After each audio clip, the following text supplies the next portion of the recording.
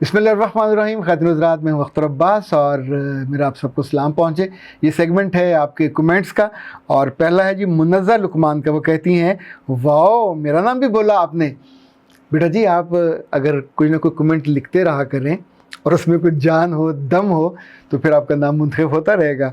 और डॉक्टर मरीम ने कहा, सर मैंने शॉपिंग नहीं की, दिल नहीं करता, दिल मरा हुआ है।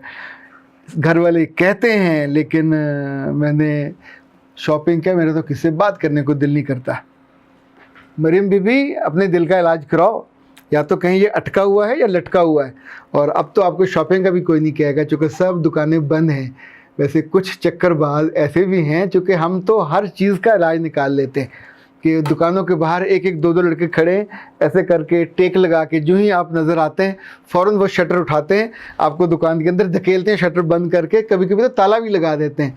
अंदर आप शॉपिंग करें, फिर बाहर आते हुए दस्तक दें, और अगर वो बाहर से आवाज़ आए कि नहीं हले नहीं खुलना, पुलिस है बाहर, तो फिर नहीं खुलेगा। जब पुलिस चली जाएगी तो फिर दरवाज़ा खुल जाएगा और आप बाहर आ जाओगे। तो लॉकडाउन के दौरान भी ऐसी कमाल स्ट्रेटजी है कि बंदा अशश कर उठता है।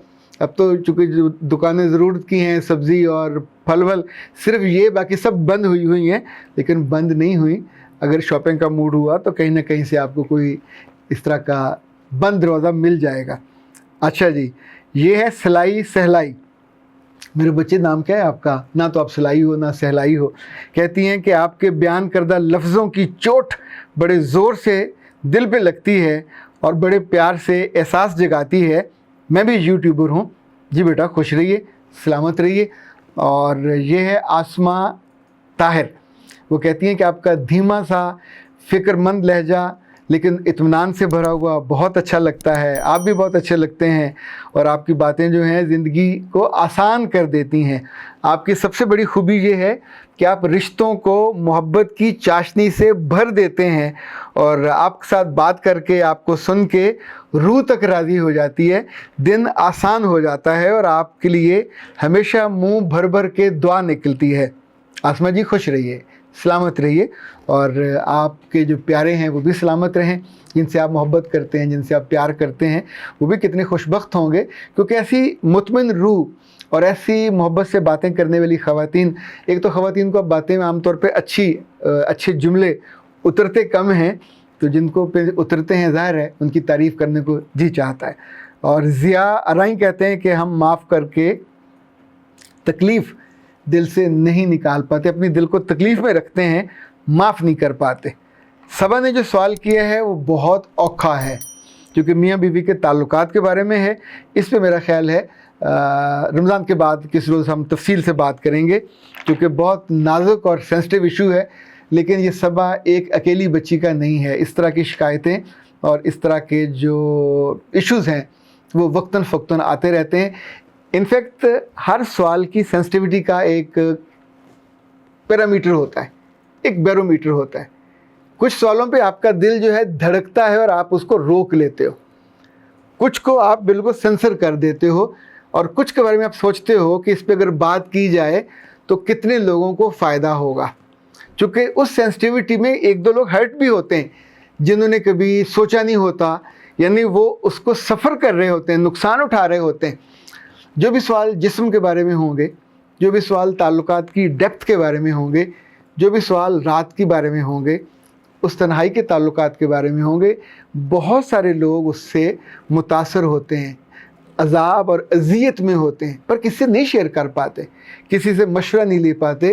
किससे लें? लोगों के पास ठीक परसेप्शन नहीं होता, ठीक पर्सपेक्टिव भी नहीं होता कि जिसको पूरा देखने के बाद आप ठीक एंगल पे बताएं कि yes this is the answer, ये तुम्हारे मसले का हल हो सकता है। तो इस वजह से जो सेंसिटिविटी होती है, मैं भी उस पर बहुत ज़रा एहतियात करता हूँ। अच्छा जी, सबा का एक और सवाल है और वो कहती हैं कि सर आप बड़े इस्लाम के हवाले देते हैं, मियाँ और बीवी के ताल्लुकात के बारे में आप कहते हैं कि ये तो एक दूसरे का लिबास है। सबा बेटा, ये मैंने नहीं कहा, ये मेरी क्या मजाल है कि मैं इस तरह की बात कहूँ, ये मेरे रब ने कहा, जिसने इंसान बनाए, जिसने इंसानों के जोड़े बनाए, जिसने ही और शी बनाए, वो ये कहता है कि मैंने तुमको एक दूसरे का लिबास बनाया।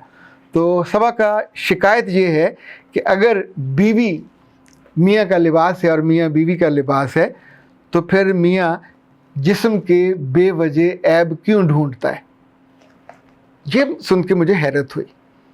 دیکھیں، جو لباس ہے یہ عیب کو چھپاتا ہے، لباس جسم کو خوشنما بناتا ہے، لباس دوسروں کی نگاہ میں ہم کو اٹھاتا ہے، اس لیے ہم اپنی بیویوں کو بہت اچھے لباس دلاتے ہیں ظاہری پہننے کے لیے۔ اچھا، جسمانی لباس کے لیے اللہ کے رسول نے ہم کو نیم اندھیرے کا کہا۔ مردوں کے لباس میں معاملے میں بھی اس سے عزت جڑی ہوتی ہے، وقار جڑا ہوتا ہے، احترام جڑا ہوتا ہے۔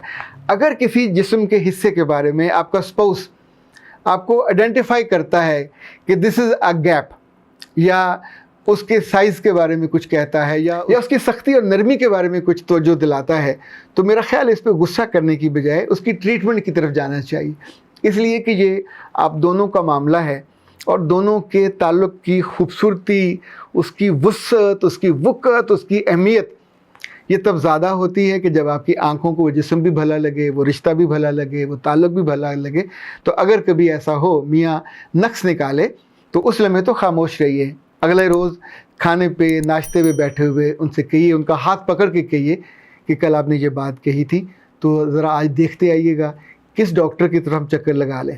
لائک اگر کوئی لیڈی ڈاکٹر مل جائے تو ابھی تو ایسے سیرم مل جاتے ہیں کہ آپ اپنے جسم کے کسی بھی حصے پہ، جس حصے پہ آپ کے میاں نے اشارہ کیا ہو، آئیڈینٹیفائی کیا ہو، تو آپ اس کا مساج کریں، وہاں لگائیے، تو اس کی جو نرماہٹ ہے وہ سختی میں بدل جاتی ہے۔ اگر وہ کوئی چیز ڈھلکا ہوا حصہ ہوگا تو وہ واپس اپنی اصلی حالت میں آ جاتا ہے۔ تو یہ تو آسانی سے کیا جا سکتا ہے۔ یہ شکایت عام طور پہ اگر میل سائڈ پہ ہو تو فیمیل تو اس کا علاج خود کرنے کی بجائے انہی سے مدد لیجئے، انہی کو سٹیک ہولڈر بنائیے، تو آپ کا مسئلہ حل ہو جائے گا۔ ڈاکٹر کے پاس بھی وہ جائیں، فیس بھی وہ لگائیں، پھر انہیں پتہ چلے کہ جن چیزوں کو ہم پسند کرتے ہیں جب اللہ کی بنائی ہوئی بالکل پرفیکٹ شیپ میں ہوتی ہیں تو ان کی کیسے قدر کرنی چاہیے، اور اگر اس میں کمی بیشی ہو تو پھر اس کا کیسے علاج کرنا چاہیے۔ اسی طور پہ اگر یہ کمزوری مردانہ سائڈ پہ ہو تو عام طور پہ خاتون یہ نہیں کہہ سکتی، وہاں مردوں کو خود خیال کرنا چاہیے اور اپنی ٹریٹمنٹ کرانی چاہیے، تاکہ اب دونوں لباس میں جب بھی ہوں پرفیکٹ ہوں، لباس کے بنا جب بھی ہوں تو بھی خوبصورت ہوں، پرفیکٹ ہوں،